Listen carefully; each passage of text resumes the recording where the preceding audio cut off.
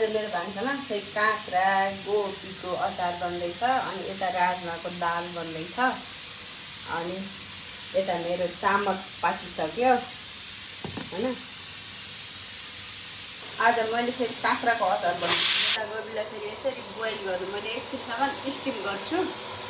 Boil भयो अनि यसलाई पानी तार्नको लागि यहाँ राखेँ किनकि तपाईँहरूले बोइल गर्नुहुन्छ कि नै हल्का चाहिँ स्टिम गर्नुपर्छ है।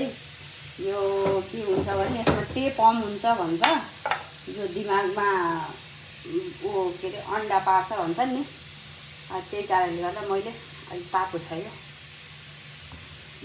जहिले पनि बोइल गर्छु के बन्दागोपीलाई। यसमा मैले यसरी तारेँ पानी जति अनि तातो पानी छ त तातो छ। त्यसपछि आलु पनि बोइल गरेर निकालेँ।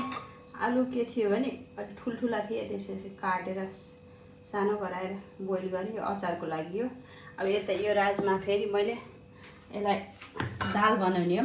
अब कुकर बसालेको छु यहाँ अनि ग्यास लाइटर यहाँ सजिलो छ है यस्तो खालको। यो यसो गरेर बोलिहाल्छ। त्यही भएर अब एक हातले मोबाइल छोप एक हातले ग्यास चलाऊ। यस्तो खालको नेपालमा आउँदैन नि त।